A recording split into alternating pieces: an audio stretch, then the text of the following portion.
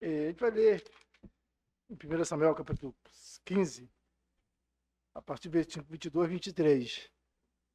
É, todo final de ano, geralmente as firmas fazem um balancete, um, não é um balancete, é, o que eu te falei, Esther, um balanço, como é que foi as contas, como é que ficou as contas. E eu estava pensando, já está chegando no final de ano, já está batendo na porta aí, como é que foi a nossa vida em 2024? Nossa vida perante o Senhor. A gente acabou de cantar ali, o refrão fala, é confiar sem obedecer. Poxa, no Senhor, falando confiar no Senhor. Será que realmente essas duas palavras fazem parte da nossa vida diariamente como cristão? Será que ela realmente, quando a gente fala é confiar, isso é uma verdade na nossa vida? E hoje, essa semana estava lendo a palavra de Deus, estudando, aí eu falo sempre com a Esther, né? E a Esther? Pô, Jorge, de novo? Você vai falar o mesmo assunto. Eu falei, mas todo assunto que eu estudo, praticamente, cai sobre obediência e fidelidade. A carta de Atos, o Velho Testamento, poxa, então, como cristão, nós somos privilegiados.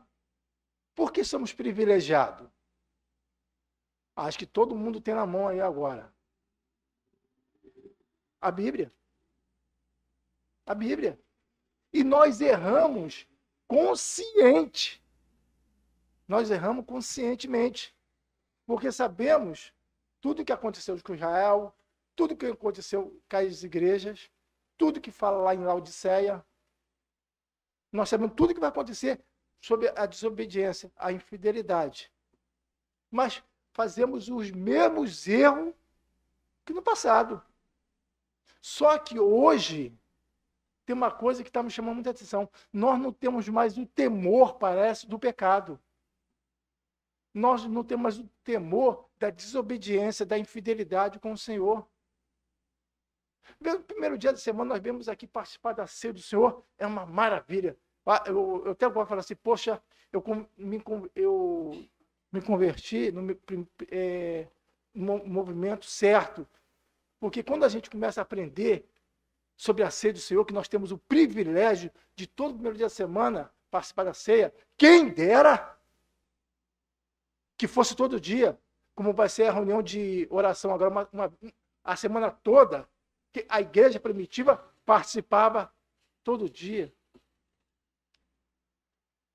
Mas aí quando eu vejo minha vida, pô, mas será que eu estou obediente ao Senhor mesmo? O que adianta eu ir na ceia, na reunião de oração, nas reuniões na reunião feminina, e ser um filho rebelde, que não valoriza a palavra de Deus?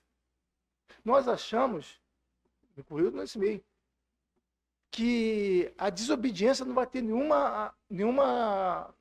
vai ter nenhum problema para nós, como cristão. Pelo contrário, pode demorar 10, 15, 20, 30 anos, mas as consequências do pecado vêm da desobediência, vêm.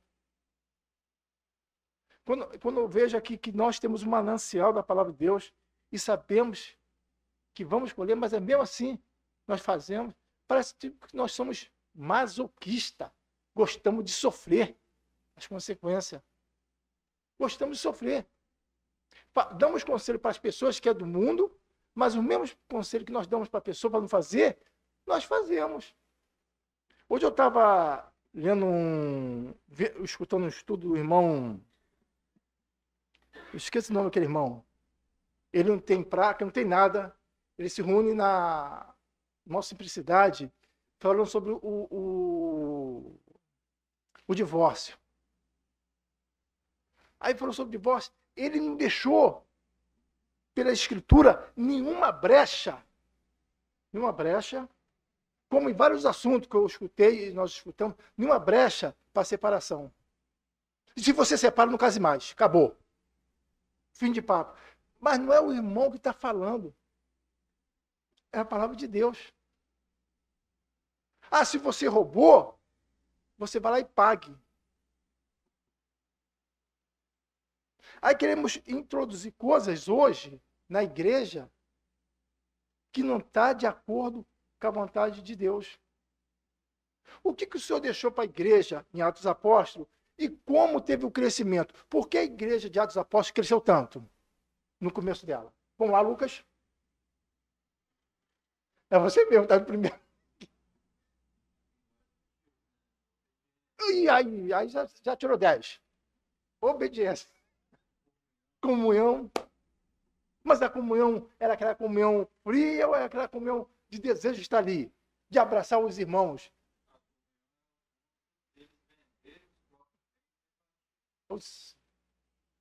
E o que acontecia? Aí tem um versículo depois desse que fala lá que as pessoas viam aquilo e se convertiam. A diferença. Porque o que eles pregavam, eles faziam. Não era da boca para fora. Eles faziam. Então, tudo que o Senhor deixou no Velho Testamento, como no Novo Testamento, é aplicação. Por exemplo, o Senhor deu uma ordem a Noé de fazer a barca e deu uma medida. Se Noé fosse botar outra medida sem aquela, podia ter alguma consequência? Podia, ué. Claro que podia. Eu estou lendo o Tabernáculo. Eu já li há uns anos atrás, voltei a ler agora.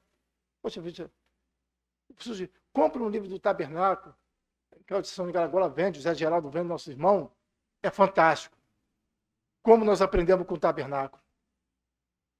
Cada coisa que o Senhor deu ordem a Moisés, alfinete, prego, cortina, tudo, varais, tudo, as taubas, tudo tinha um significado. A ordenança do Senhor a Moisés. E o que o Senhor Moisés fez? Ele fez tudinho, passou para as pessoas, para fazer detalhadamente do jeito que o Senhor deu. Certinho. Não tinha assim, 1 centímetro nem para a direita, nem para a esquerda. Era aquela medida certa. Aquela medida certa. E tudo ocorreu de acordo com a vontade de Deus. E o povo aprendeu. Mas teve muitos ali que não aprenderam nada. Que mais na frente, mais um pouquinho na frente, nós vamos ver que o povo se prostituiu. Mas o Senhor deu uma ordem a Moisés. E Moisés cumpriu cabalmente. Hoje falta irmãos que cumpram a vontade do Senhor cabalmente. Eu estou me incluindo nisso aí, que eu estou longe, bem longe mesmo, de cumprir a vontade de Deus. E o que nós aprendemos com Moisés? Com Noé? Agora, o que nós aprendemos também com Davi, quando ele foi levado para Jerusalém, e ele quis levar a arca do Senhor? Vamos lá, Lucas, faz um favor. Dá para abrir em 1 Samuel capítulo 15, aqui fala de Saul. 1 Samuel capítulo 15, de 22 a 23. Olha, irmão, todos os irmãos têm liberdade de participar, hein? Porventura, porém, Samuel disse: tem porventura o Senhor tanto prazer em holocausto e sacrifício, como em que obedeça a palavra do Senhor? Eis que obedecer é melhor que sacrificar, e o atender é melhor que a gordura de carneiros. Porque a rebelião é como um pecado de feitiçaria, e a porfia é como iniquidade e idolatria. Porquanto tu rejeitaste a palavra do Senhor, ele também te rejeitou a ti, para que não sejas reis. Não seja reis. Ele perdeu o reinado de Saul ali, porque da desobediência. O Senhor deu uma ordem para matar todo mundo, aquele povo. Ele fez o quê? Ele poupou o melhor que tinha. E ainda mentiu. Falou que o povo que tinha feito isso, ele poupou tudo que tinha. Agora, o que adianta eu viver uma vida a semana toda, aí vamos botar na prática, a semana toda de desobediência? Isso aqui não vale nada. Vale nada. Aí chegou no domingo, participo da ceia, dos estudos, amei, veio com a roupa de cristão. Veio com a roupa de cristão certinho, calça barba. e participo normalmente. Aquilo verdadeiramente é um sepulcro caiado, não tem valor nenhum para o Senhor. A Pedro fala que nós somos embaixadores de Cristo, povo adquirido. Povo adquirido. Se nós realmente botássemos na nossa vida, como seria a igreja hoje? Como seria a igreja hoje? E vamos lá ver agora de Davi, o grande rei Davi. Primeiro, segundo Samuel, capítulo 6, de 1 a 7. E olha, é isso aqui que nós estamos fazendo hoje. Na igreja nesse século. O Senhor deixou uma ordem para a igreja. E hoje, o que o Senhor deixou no Novo Testamento para a igreja, para nós como servo do Senhor, hoje isso já está ultrapassado, modo de falar. Porque raramente vamos encontrar o que deixou o Senhor em Atos Apóstolos para os apóstolos, que hoje está. Hoje raramente encontramos isso. Davi teve boa intenção, hein? E tornou Davi a juntar todos os escolhidos de Israel em número de 30.000. E levantou-se Davi e partiu com todo o povo que tinha consigo em Balaá e Judá, para levar-lhe dali para cima a arca de Deus, sobre o qual se invocava o nome do Senhor dos Exércitos, que se assenta entre os querubins. E puseram a arca de Deus em um carro novo, e a levaram da casa de Abinadab, que estava em Gebá. E o outro nome é Aiô, filhos de Abinadab, guiava o carro novo. Só um minutinho. Tudo certinho ali? Estava tudo certo? Ó. Mas aí que tem um problema. Se está errado. Tá bonito. O que nós temos que fazer quando vemos uma coisa errada? Corrigir. Aí vem agora, o Senhor botou quem para a liderança da igreja? Os presbíteros, nesse ponto. Os de liderança. Até nós mesmos, como servos também, não, irmão, isso está errado o que você está fazendo. Ô Jorge, você não pode fazer isso. Tem que chamar atenção. Aí veio o foco da liderança. Vamos lá, então? E nós também podemos fazer. Muitas vezes, nós não tomamos decisão. Às vezes o irmão está fazendo uma coisa errada, nós não falamos com medo que ele vai ficar de malzinho com nós. Como é que fazendo? Era assim, ó. Acho que era assim. Não era, Sandra? Do tempo? Era assim. Como é que é, Esther? Um negócio assim, né? Fazer de malzinho, ó. Não quero mais da tua amizade, não. Não precisa falar mais comigo, não. É assim. É assim mesmo. Pode, claro. Isso aí que você está falando é uma coisa mais séria. Exatamente. Porque se existe um erro entre alguns irmãos e você sabendo calar-se, você está pecando igual que ele está. Exatamente. Porque não está ajudando o teu irmão. Não está ajudando o teu irmão. Quantas vezes eu já fiquei calado? Pô, cara, o que ele vai falar? Se eu falar uma coisa assim,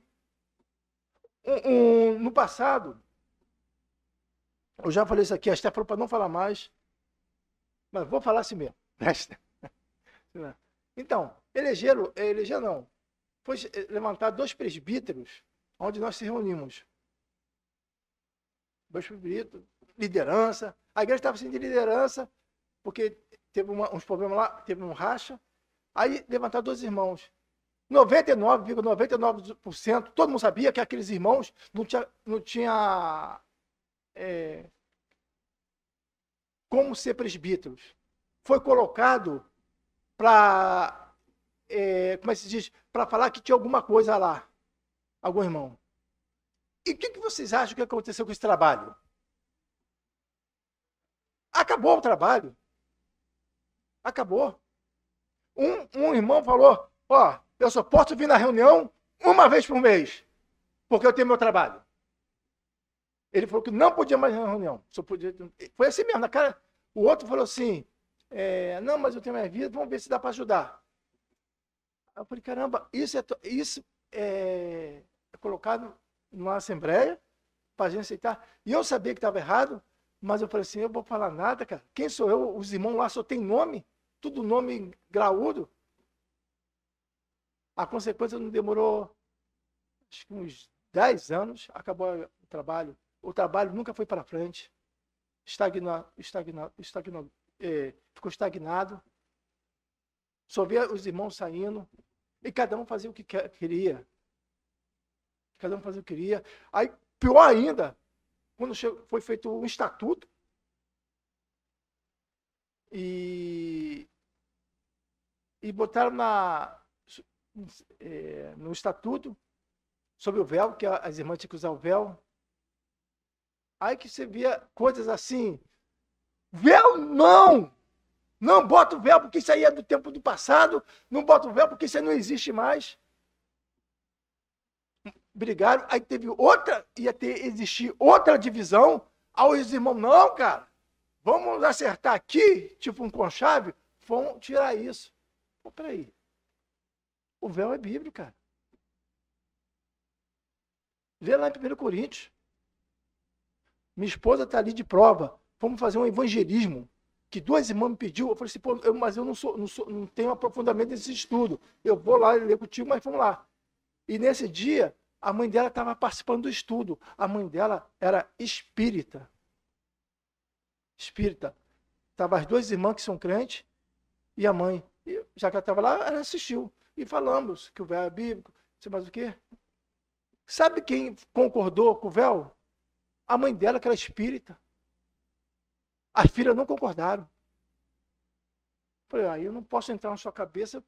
Aí eu falei assim, ó, uma incrédula reconheceu que o véu era bíblico.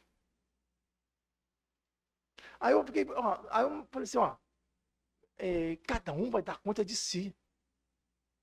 E já fechei o assunto. E isso foi ordenança para a igreja, não foi ordenança para Neuza, nem para os irmãos, foi ordenança para a igreja do Senhor. Num passado recente, acho que todo mundo, as igrejas, eu acho que todo mundo, eu vi isso falar, usava o véu.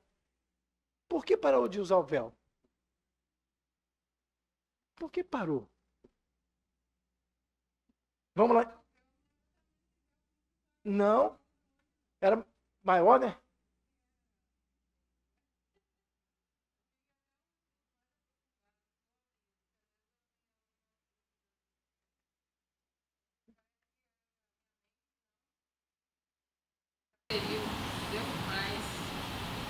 Então, eu vou até falar um testemunho não.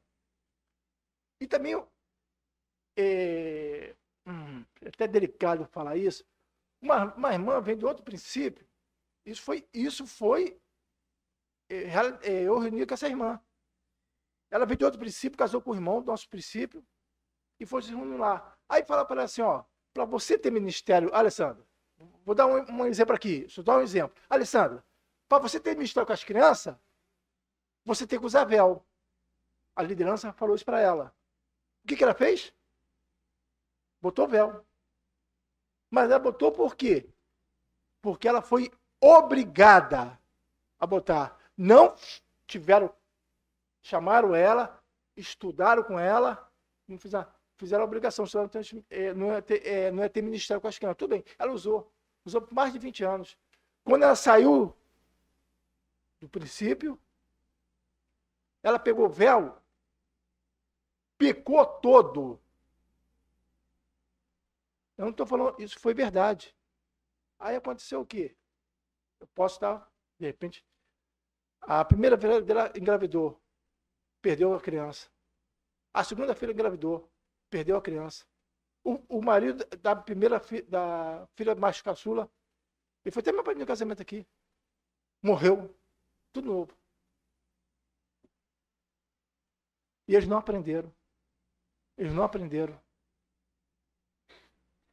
As consequências do pecado vai vir. de um jeito ou de outro. Nós achamos que Deus é uma criancinha que ele nunca vai agir. Pode passar um ano. Davi ficou lá, ó, ele cometeu adultério, ficou lá bem bom, depois veio a mão de Deus. Ó, fulano, vai lá, fala com ele. A consequência da vida de Davi foi terrível. Ah, mas Deus vai perdoar todo mundo. Perdoa, perdoa. Quando nós se arrependemos, quando nós temos nojo do pecado. Vamos lá, então. Já lembra do Davi ou não? Desculpa. Vamos lá, então. Elevando da casa de Abinabe, que está em Geba, com a arca de Deus. E, não, já lemos. Vai no 5. E Davi e toda a casa de Israel alegrava-se perante o Senhor, com toda sorte de instrumentos de madeira, de faiva, de harpa, com salteiro, com tamborins, com pandeiro e com símbolos. E chegando a eira de Nacon, estendeu usar a mão à arca e Deus e segurou-a, porque os bois deixavam pender. Então a ira do Senhor se acendeu contra Uzá, e Deus o feriu ali por esta imprudência e morreu ali junto à arca de Deus. Então, por que Uzá morreu? Tocou na arca. Os levitas de Deus. Só os levitas podiam levar a arca, mas ninguém. E a forma que Davi fez a arca, nós temos boa intenção. A forma que Davi levou a arca foi o mesmo jeito que os... esqueci o nome daquele povo. Os filisteus mandaram.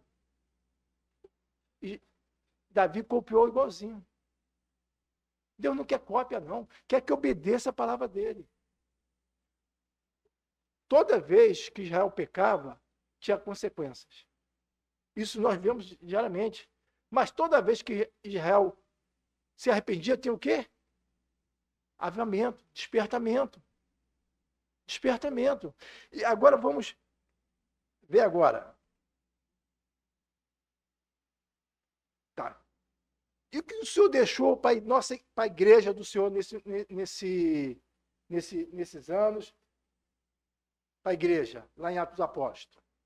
O que ele deixou para a igreja é imutável, não pode mudar, não. Hoje vemos um esfriamento espiritual grande, afastamento de vários irmãos, de várias coisas, incrédulos que nem não vem nem nas reuniões, nem quer saber de igreja, não quer saber de nada. E o que nós fazemos? Temos que fazer? Vamos fazer um jeitinho para chamar essas pessoas para escutar a reunião. É isso? Não, não é isso. É do jeito dele, do Senhor. Do jeito do Senhor. Então, todo mundo aqui acho que tem experiência diariamente. O Adriano na loja dele, o Soldado na loja dele, nos nossos trabalhos. Então, eu tive uma experiência essa semana retrasada, quando fui para Santa Amaro. É um distrito de Manhuaçu. É uma cabeça de porco, pode falar assim, modo geral. É um negócio assim, pequenininho. Você sai na rua, dali você chega aqui, quase todo mundo. Todo mundo. Vamos ver. É um dos trabalhos que mais se aproxima da palavra de Deus, do Novo Testamento, em Atos dos Apóstolos. Que se aproxima de fato, que se aproxima mesmo. De todos os trabalhos que eu já fui, é o que mais se aproxima de Atos dos Apóstolos. Então, o soldado já esteve lá. Os soldados já estão. É um lugar pequenininho.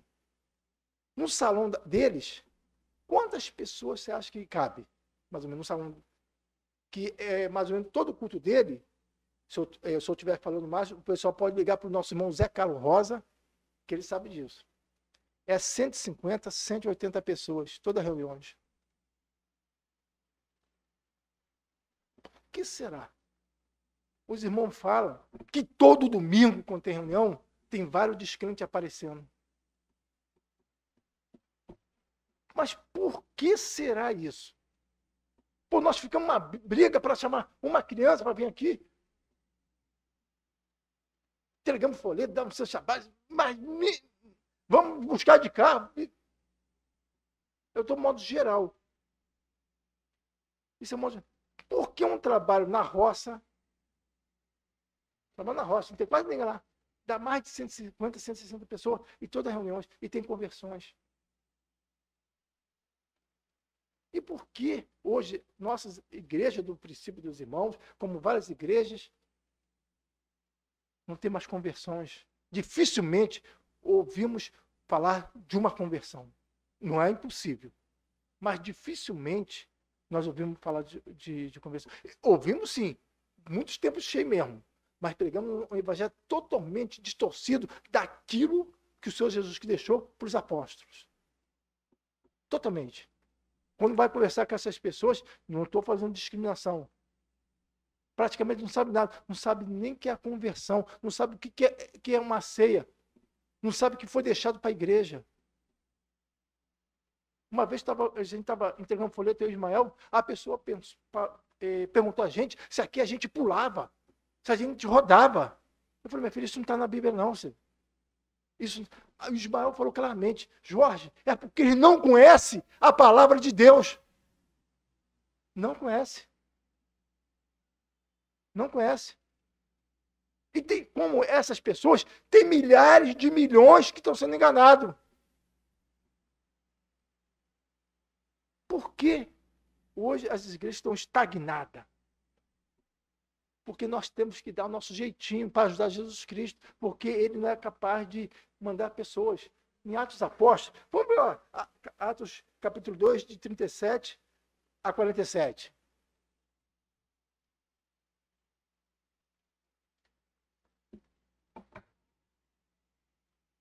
Ouvindo eles isto, compungiram-se o seu coração e perguntaram a Pedro e aos demais apóstolos, que faremos, varões e irmãos?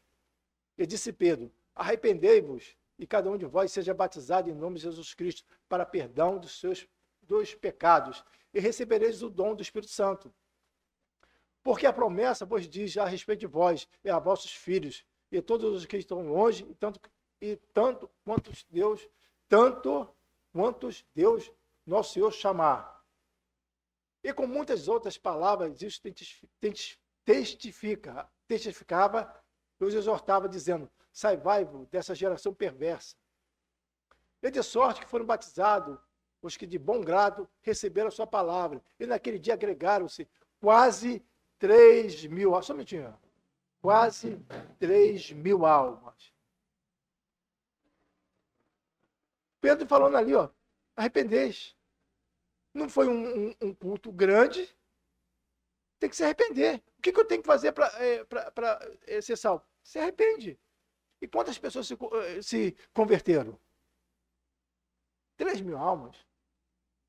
Não vê ali ninguém pulando, não vê ali ninguém pegando paletó e passando nas caras, ó, cai aí, cai ali.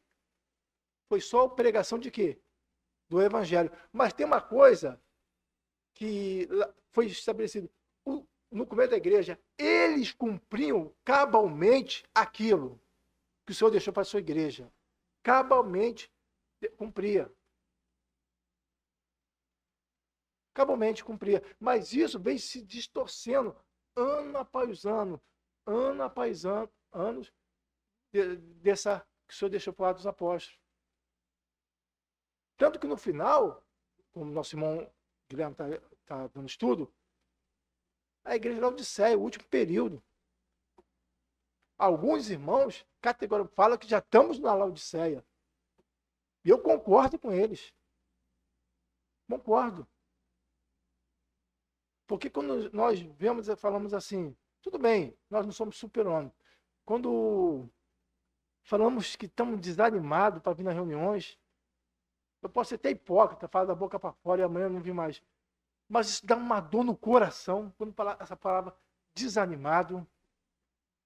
Porque se nós, como cristãos, estamos desanimados, sabendo aonde vamos passar a nossa eternidade, aonde vamos viver, aonde esses corpos doentes pelo pecado vai ser revestido um corpo incorruptível, e falamos que estamos animados. Imagine a pessoa que não tem Cristo. Imagine a pessoa que não tem Cristo. Você tem um manancial, sabe tudo da Escritura. Hoje estou desanimado. Na igreja primitiva, ele se reunia todo dia. Todo dia. E eles tinham a alegria de estar reunido. Prazer. Prazer. E perseveravam na doutrina dos apóstolos. A doutrina o quê? A palavra, aquilo que foi estipulado para a igreja, aquilo que está aqui, era cumprido, cabalmente. Ah, não, vamos fazer o seguinte, vamos pegar lá o estatuto onde nós nos reunimos, vamos riscar isso aqui, que isso aqui vai dar confusão, tá? Nosso estatuto lá onde nós nos reunimos, eu acho que foi mudado umas 10 ou 15 vezes para tentar adequar as pessoas. Foi uma coisa assim, só a misericórdia de Deus.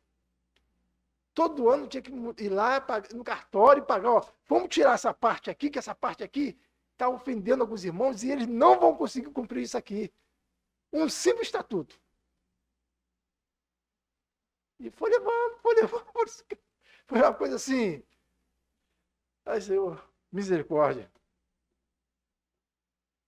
Na doutrina dos apóstolos, na comunhão, no partir do pão e nas orações. Em cada alma havia temor, e muitas maravilhas e sinais se faziam pelos apóstolos. E todos que criam estavam juntos e tinham tudo em comum. Dá para botar um minutinho? Desculpa. Tudo em comum. Então, eles tinham tudo em comum. Não é isso? Ou estou errado? Vendo ali a palavra. Era isso, não era? Era isso. Aí fala assim, como é que posso ter comunhão? Então, o irmão teve aqui há pouco tempo, por isso que eu acho assim, o privilégio que nós temos, não valorizamos. Eu não estou falando que o nosso princípio é perfeito, não. Negativo. Estou falando, nós não valorizamos o que nós temos. E nós valorizamos o jardim dos outros. Então, nosso irmão teve aqui, o nosso irmão lá de Retiro, Joel, trazendo estudo. Eu já até falei isso aqui. E ele foi visitando um trabalho aí na roça. Na roça não, num local aí. E chegou lá, o irmão não podia, não estava tomando ceia há 1 ano e 3 meses sem tomar ceia. Por que será que ele não estava tomando ceia? Pode falar, irmão. Por que será que esse irmão não estava tomando ceia? Não era pecado, não, hein? Hã?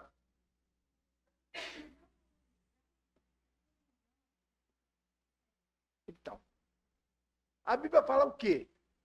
O que o Senhor deixou estipular para a igreja do Senhor? A liderança. Presbíteros, não é isso? Liderança, presbíteros.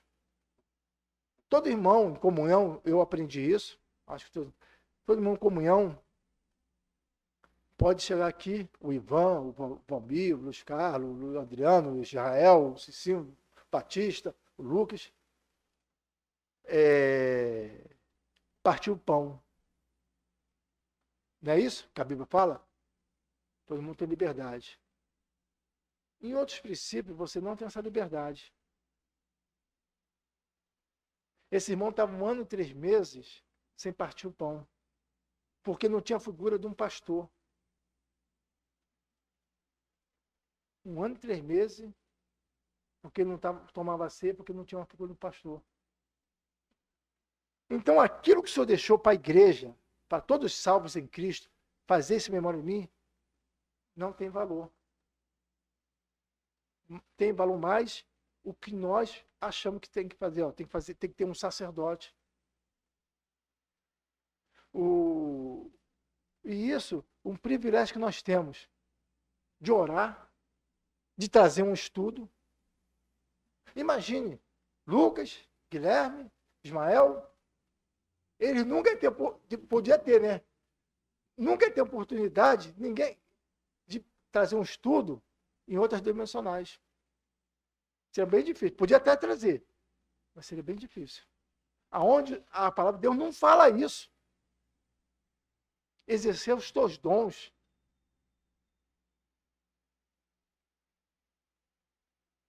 Hoje, a gente valoriza mais o que o homem quer do que o Senhor deixou para a sua igreja. Aí vemos as igrejas minguando, uma atrás da outra.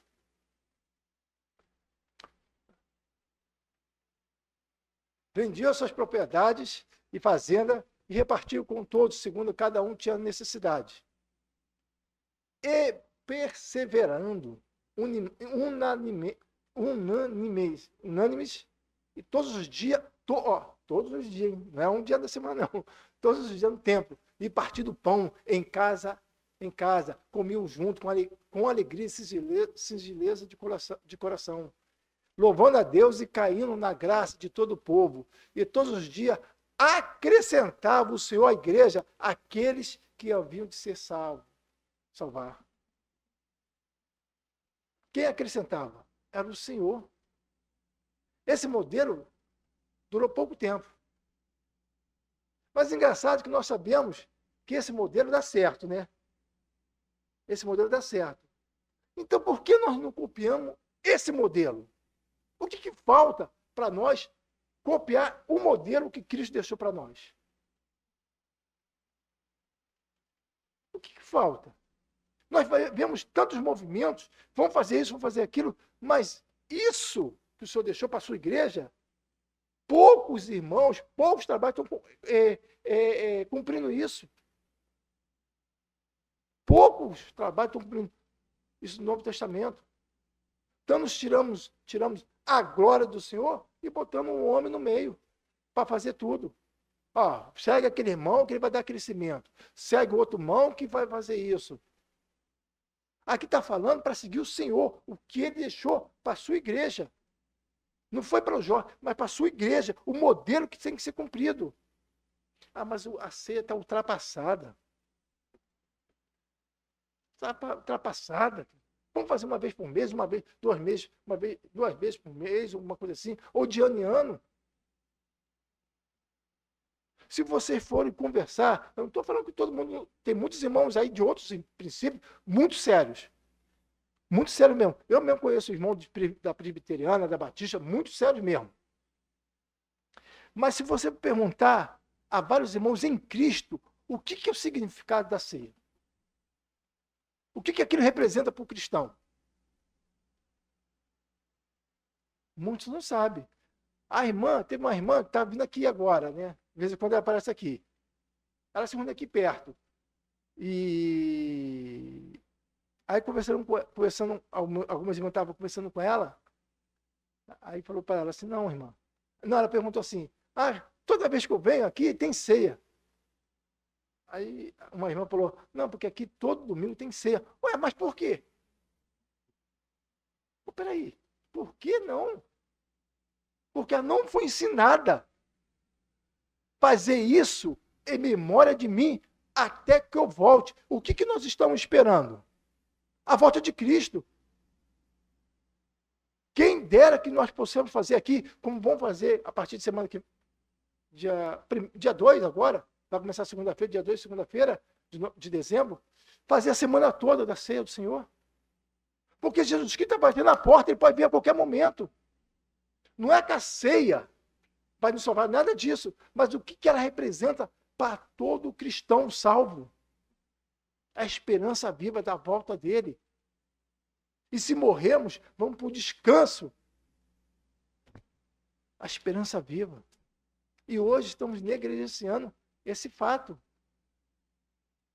Agora, realmente, o Senhor procura adoradores que o adorem em espírito e em verdade. Será que nós estamos engajados nisso?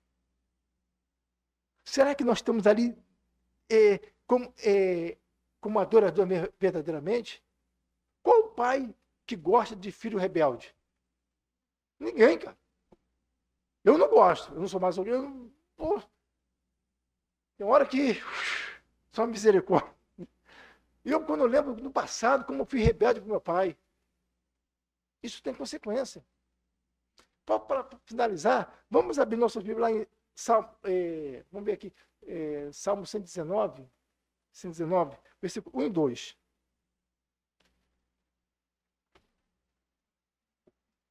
Bem-aventurado os que trilham o caminho reto e andam na lei do Senhor.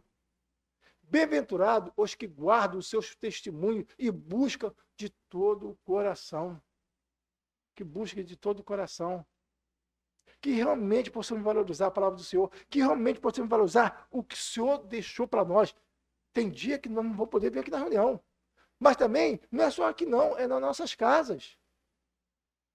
Orando, estudando a palavra de Deus. Valorizando o que nós temos. Ah, não. Hoje eu não tenho tempo. Nós temos tempo sim. Nós temos 24 horas. Você pode orar no trem, no ônibus, no carro, no embaixo de uma árvore. Você pode meditar na palavra de Deus, a mesma coisa. Nós temos que valorizar o que o Senhor deixou para nós. E não o que querem implementar nas igrejas. Como já implementaram a maioria aí. Se hoje, já encerrando, eu tinha muito orgulho de falar que pertencia o princípio dos irmãos. Porque eu me converti tem 26 anos e lá no Rio nós participávamos muito da reunião de obreiro.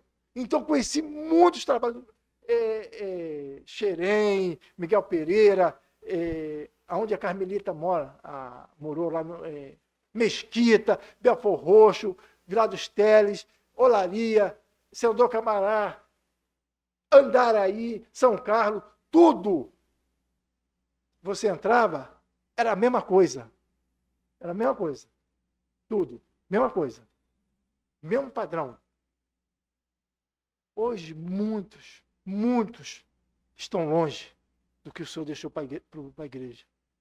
Hoje, muitos dos nossos princípios levantaram irmãos para governar a igreja. Um irmão para ser o cabeça da igreja, onde a cabeça é Cristo. Onde isso está totalmente errado. E nós, muitos falam, não, mas tem a ver sim. O Senhor não deixou um homem, um servo só. Ele deixou liderança no plural. Ele deixou um para chamar, vamos chamar o irmão disso, porque ele é reverendo, porque ele é bispo. Não! Somos irmãos em Cristo. Devemos a nosso respeito, mas somos irmãos em Cristo. Não tem uma hierarquia. Como hoje está tendo, hoje não, já tem um tempo está tendo. Que aquele irmão é um irmão super poderoso, a oração dele é super poderosa. Não! Aquele que tem comunhão, aquele que é obediente ao Senhor, realmente ele vai assistir, ouvir a oração. Como é que ele vai ouvir minha oração se eu estou em pecado? Alguém tem mais alguma colocação? Quer falar, Esther? Esqueci. Tá. Algum irmão tem um hino para sugerir? Pedir irmandade para estar orando depois. E muito obrigado pela oportunidade.